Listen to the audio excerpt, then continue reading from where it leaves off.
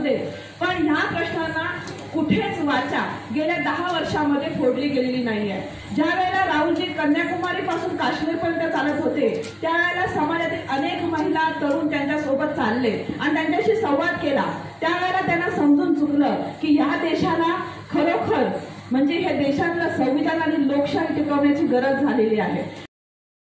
अलिबाग तालुक्यातील मापगाव जिल्हा परिषद मतदारसंघात अगरसुरे येथे शनिवार दिनांक 13 एप्रिल रोजी जनसंवाद दौरा कार्यक्रम आयोजित करण्यात आला।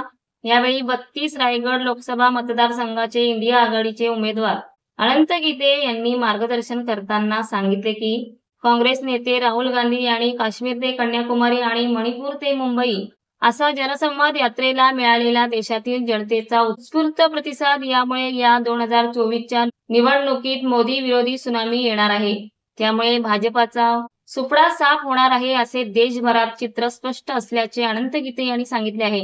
यावेळी माजी केंद्रीय मंत्री अनंत गीते यांनी अधिक बोलताना सांगितले की 2019च्या निवडणुकीत मोदी लाट वगैरे काही नव्हती, कारण त्यावेळेला भाजप जिंकली हे अर्धसत्य आहे, तर काँग्रेस हरली हे देखील अर्धसत्य आहे।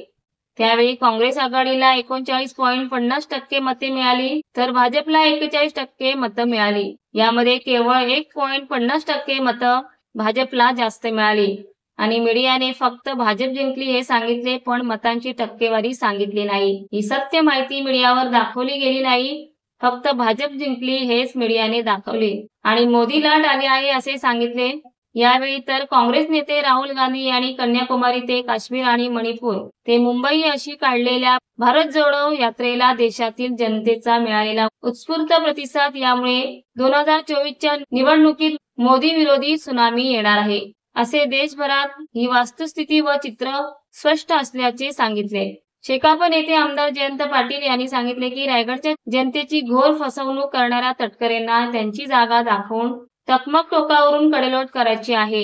इंडिया आघाडीच्या सर्व कार्यकर्त्यांनी राहुल गांधी यांना पंतप्रधान करण्यासाठी आपल्याला अनंत गीते यांना प्रचंड मताने निवडून द्यायचे आहे, त्यासाठी सर्व कार्यकर्त्यांनी कामाला लागण्याचे आवाहन केले। यावेळी इंडिया आघाडीच्या नंतर इतर नेत्यांनीही कार्यकर्त्यांना मोलाचे मार्गदर्शन केले।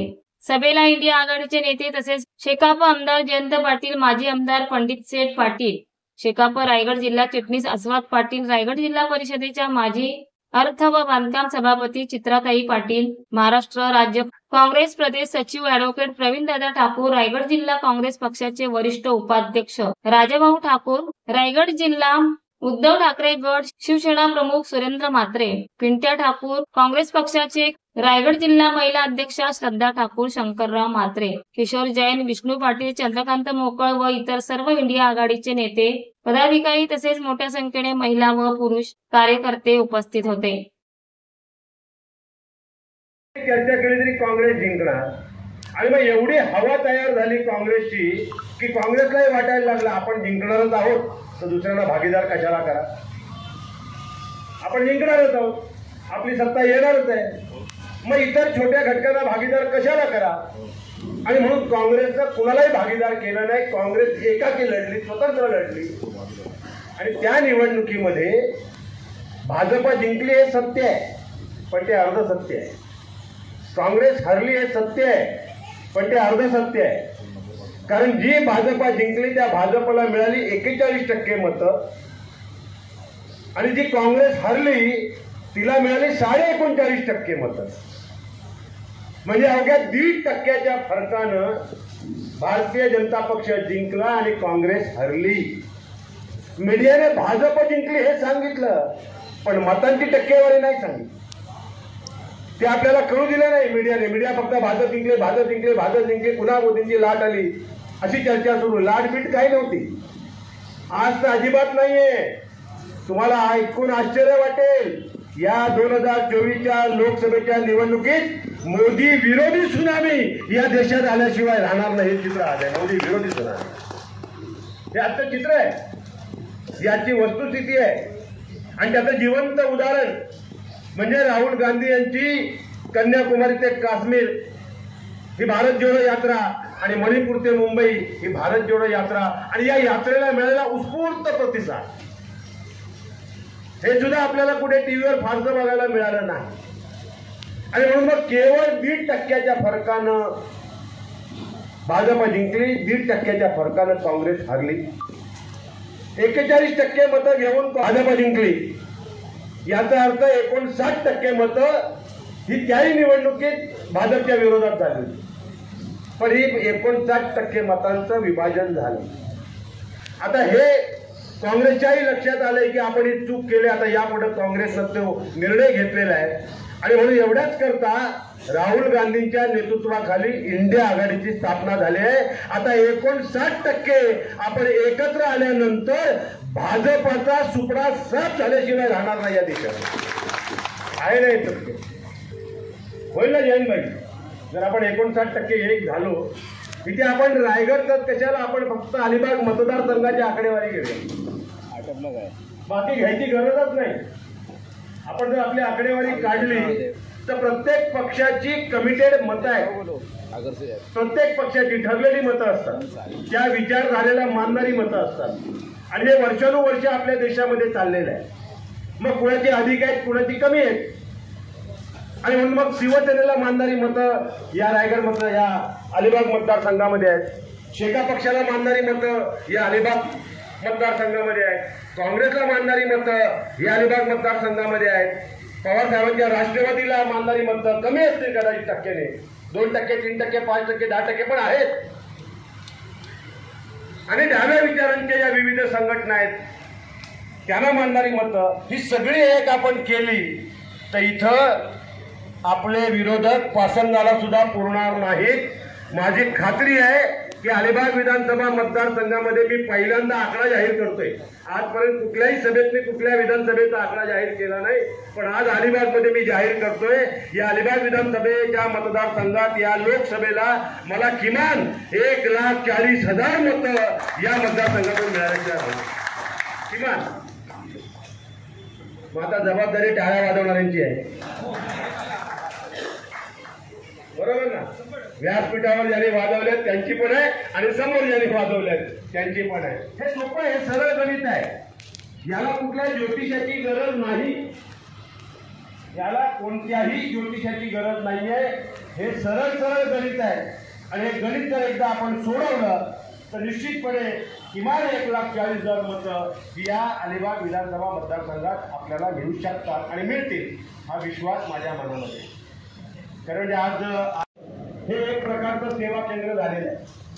या आपल्या भागामध्ये सगळी गावं आहेत, तिथं प्रत्येक घर एक प्रकारचं सेवा केंद्र झालेलं आहे आणि म्हणून हा दिवस चुकीचा निवडला गेला याची मला जाणीव आहे.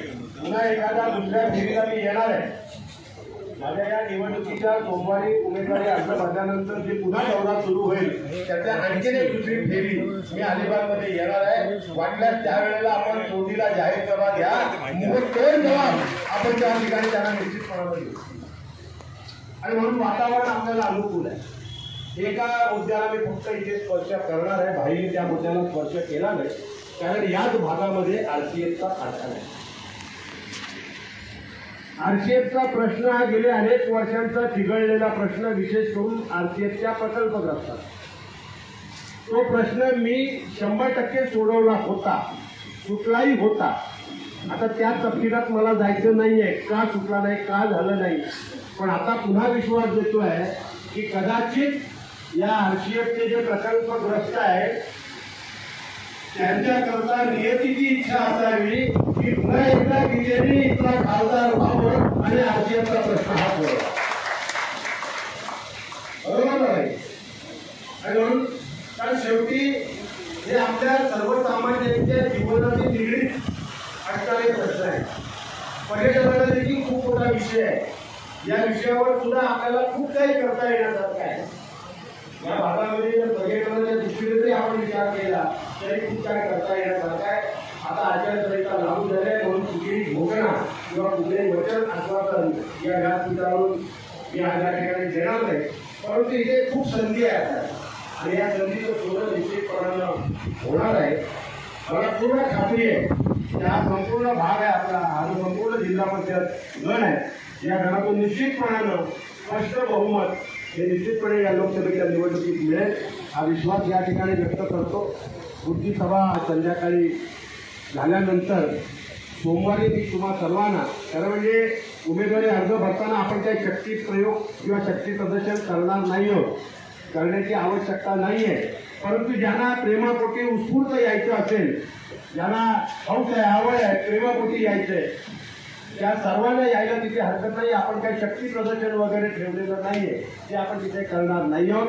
परंतु जे उत्स्फूर्तपणे येतील त्यांचं निश्चित स्वागत आपण त्या ठिकाणी करणार आहोत. सोमवारी सकाळी हा उमेदवारी अर्ज मी भरतोय आणि या उमेदवारी अर्ज भरल्यानंतर इतर पुन्हा उमेदवार म्हणून हा माझ्या प्रचाराचा दौरा पुन्हा सुरू होणार आहे आणि त्या दौऱ्याच्या दरम्यान एखादी जाहीर सभा पुन्हा या भागामध्ये आपण करू, हा विश्वास तुम्हाला या ठिकाणी देतो. फक्त एका गोष्टीचा उल्लेख इथं करणार आहे, कारण मशाल हे आता आपलं चिन्ह आहे आणि या मशालीवर आपल्याला मतदान करायचं आहे आणि मशालच घेऊन आपल्याला या निवडणुकीमध्ये लोकसभा गाठायची आहे. मशालीच्या प्रकाशात या रायगड लोकसभा मतदारसंघातून खासदारांना मशालीच्या प्रकाशात लोकसभा गाठायची आहे. म्हणून मशाल आपलं हे चिन्ह आहे.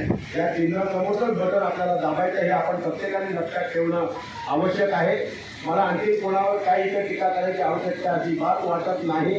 किंबहुना माझं काम सोपं झालेलं आहे. ज्यांचा विश्वासघात केलाय माझ्या प्रतिस्पर्ध्यानं, ज्यांचा विश्वासघात केलाय ते सगळे त्याचा सूड घेणार आहेत. मला काही करायला की गरज आहे असं मला वाटत नाही. मला काही करायची आवश्यकता असं वाटत नाही. ज्यांचा आणि आजही त्यांच्यात काही बदल होणार नाही. पण एक विश्वास तुम्हाला देतोय, या निवडणुकीमध्ये त्यांना रायगडच्या राजकारणातून हद्दपार केल्याशिवाय आनंदीचे स्वस्त बसणार नाही. धन्यवाद. जय हिंद, जय महाराष्ट्र. आपल्याला सर्वांना एक विनंती आहे, 2 मिनिटं मीनाक्षी ताईला श्रद्धांजलीसाठी आपण पर्यायी उभं राहायचं आहे. चांगला